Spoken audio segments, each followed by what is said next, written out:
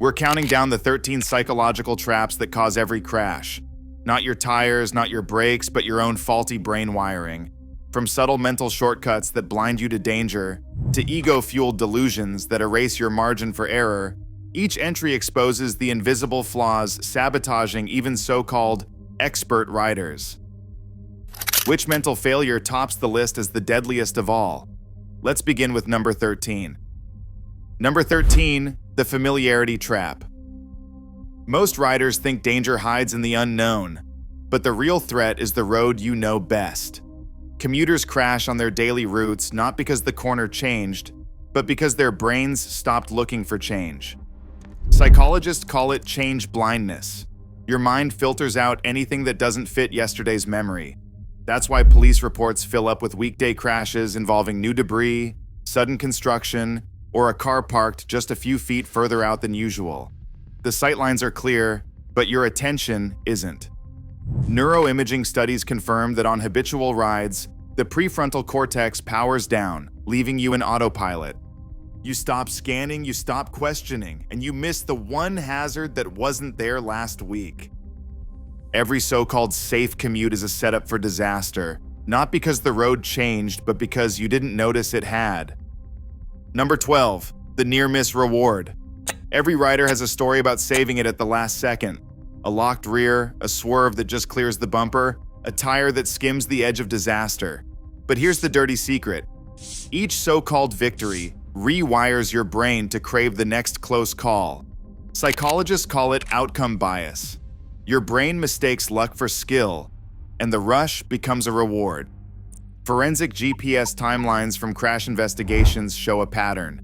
After every narrow escape, riders push harder, brake later, and gamble more. The margin shrinks until there's nothing left to save. Insurance analysts have traced this escalation in real claims. Riders with a string of near misses rack up riskier maneuvers, right up to the final crash. Celebrating a near miss is like cheering for Russian roulette. You didn't prove your skill, you just proved the odds haven't caught up yet. Number 11, the "it won't happen to me" shield. Every rider knows the crash statistics. Thousands of injuries and fatalities every year, most caused by so-called experienced riders. Yet, when you gear up, your brain quietly files those numbers under other people. That's normalcy bias in action. Disaster psychologists have a name for it. The mental filter that convinces you today will be just like yesterday, and that bad luck is for someone else. The result? Riders skip safety checks, ignore warning lights, and ride with zero contingency plans. Surveys show that even after hearing about a friend's crash, most riders admit they still cut corners on safety gear or pre-ride inspections when they feel invincible.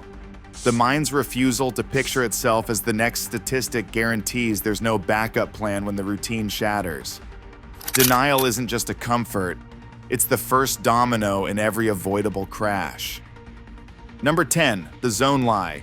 Riders love to brag about being in the zone, that smooth, effortless flow where every move feels automatic. But when the brain drops into autopilot, it's running on yesterday's script, not today's reality. Neuroimaging studies show that during routine rides, the prefrontal cortex, the part of your brain that monitors for surprises, goes quiet. What's left is a low-power mode built for repetition, not for catching the 1 in 1,000 threat. Simulator data backs it up. The more times a rider repeats an identical route, the more likely they are to miss a sudden hazard.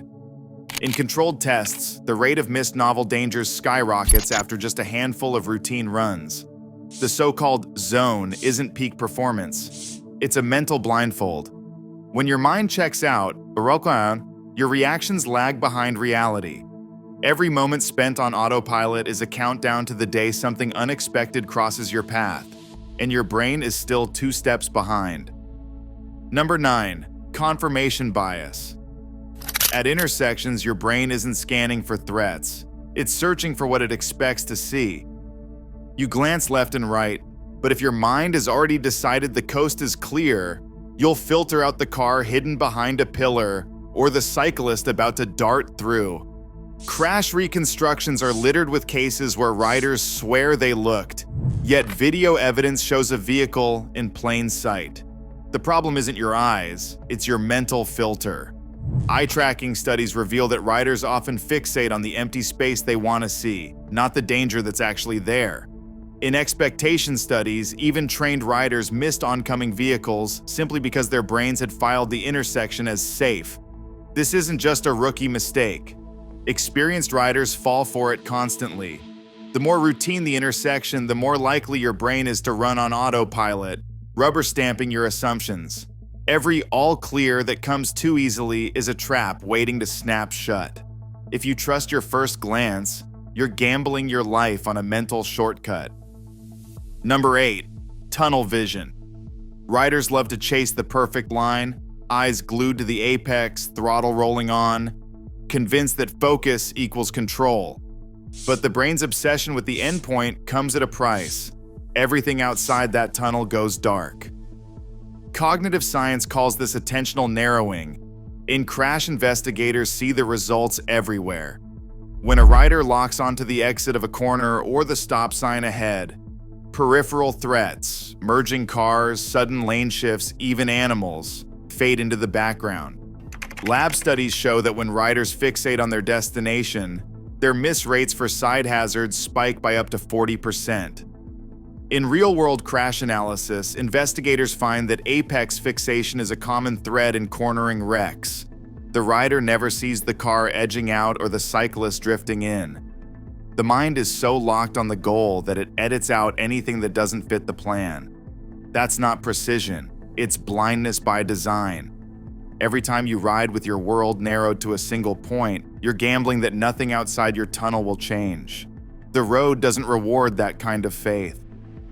Number 7. Target fixation. The classic nightmare. Your eyes lock onto the patch of gravel, the guardrail, or the bumper ahead, and your hands follow. Decades of crash footage from helmet cams tell the same story. A rider rounds a corner, spots the hazard, and despite every intention, the bike drifts straight toward it. This isn't superstition, it's the unavoidable wiring of your visual motor system.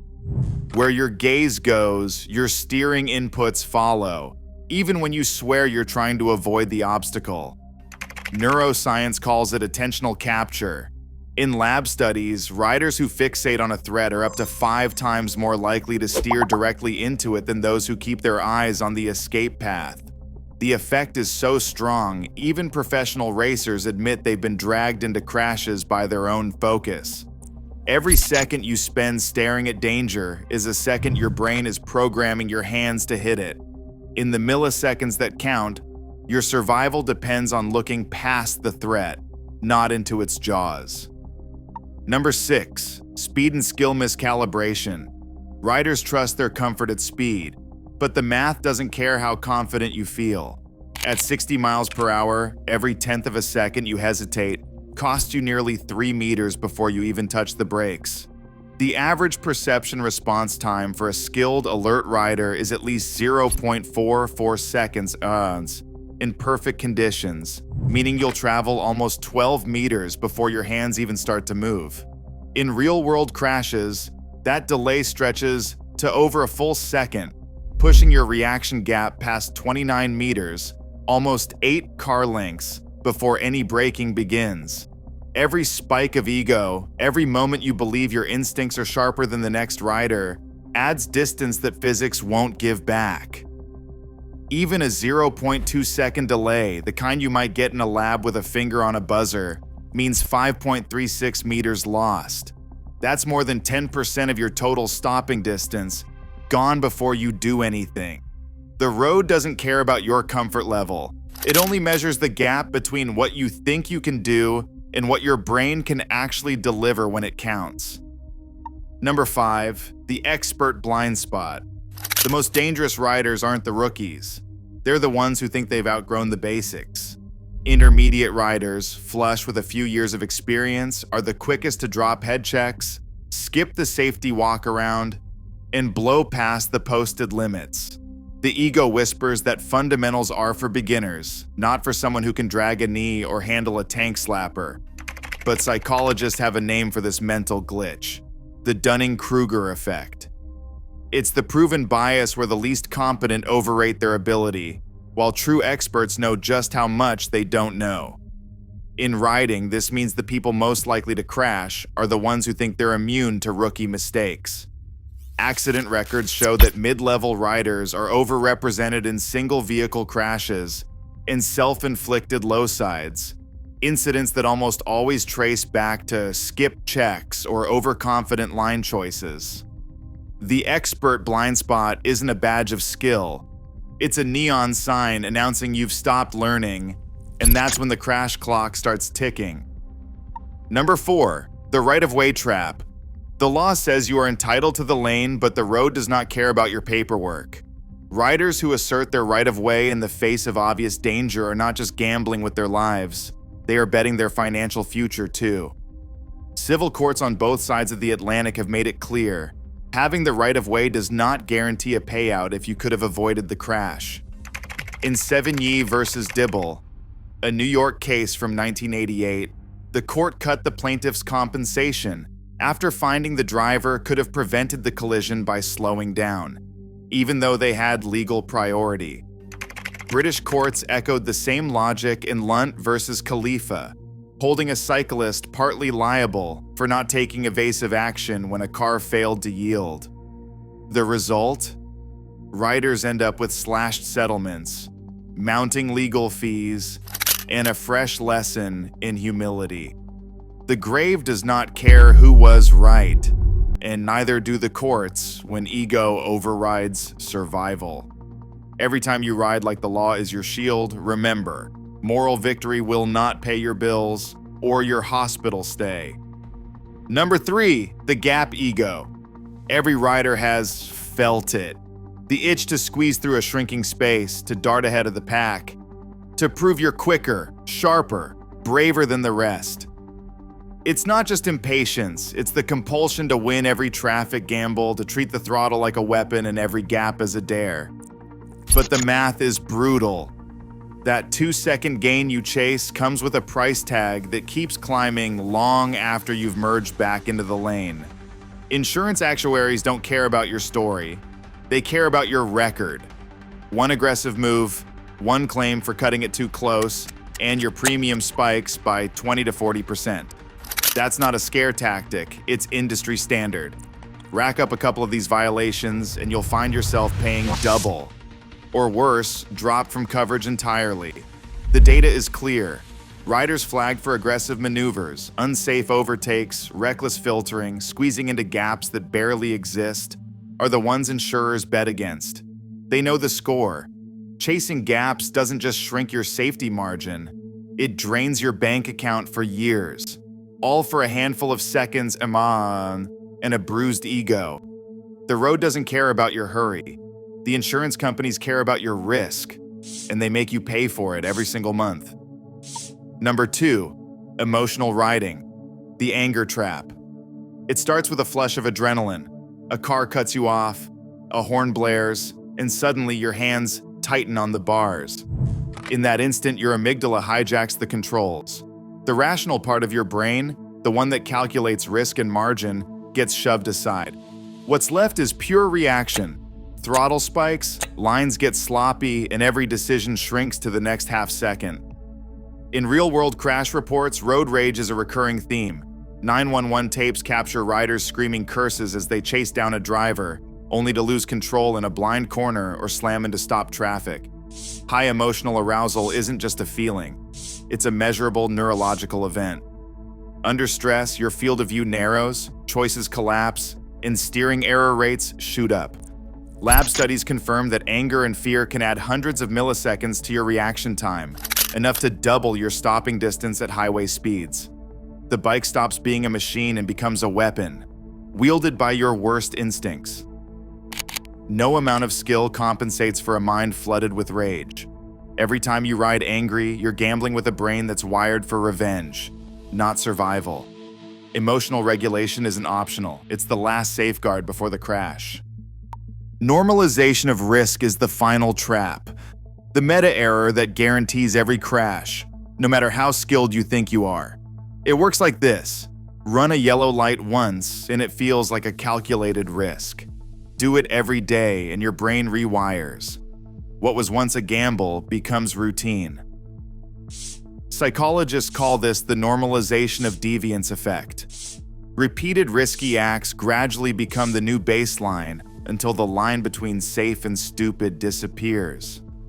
Longitudinal studies of rider behavior show that risk escalation is rarely a leap. It's a slow, invisible drift. Each shortcut, each ignored warning, each near miss that doesn't end in disaster adds another tick to the countdown. Insurance investigators and crash analysts have traced this pattern in real claims. Riders who make a habit of running yellows, tailgating, or rolling stop signs almost always end up in a crash that looks like bad luck, but was years in the making. The crash chain is clear. What you survive today becomes tomorrow's habit, and the margin for error shrinks until it vanishes. Every time you get away with it, your internal alarm clock gets reset a little later, until the day it doesn't go off at all. This isn't a question of if, but when. The only way to break the cycle is radical self-criticism. To see every shortcut, every rationalization, every shrug as another link in the chain that leads straight to the pavement. The clock is always ticking, and it only stops when you do. From the subtle familiarity trap at number 13 to the all-consuming normalization of risk at number 1, this countdown exposes how every crash starts, not with the road, the bike, or bad luck, but with the rider's own mind. Across all 13 psychological traps, a clear pattern emerges. Overconfidence, mental shortcuts, and unchecked emotion consistently erase the margin for error long before a tire slips or a brake is missed. The most shocking entries, like the expert blind spot and the anger trap, reveal how skill and experience can actually increase risk when ego replaces humility. At the top of the list, normalization of risk stands out as a meta trap, turning risky behavior into routine and making disaster inevitable. What this ranking proves is simple. Crashes are never just accidents. They are predictable failures of perception, judgment, and self-control. Within this category, the real enemy isn't the road. It's the brain's refusal to see reality. Until riders confront these mental traps head-on, every ride is just a countdown to the next mistake.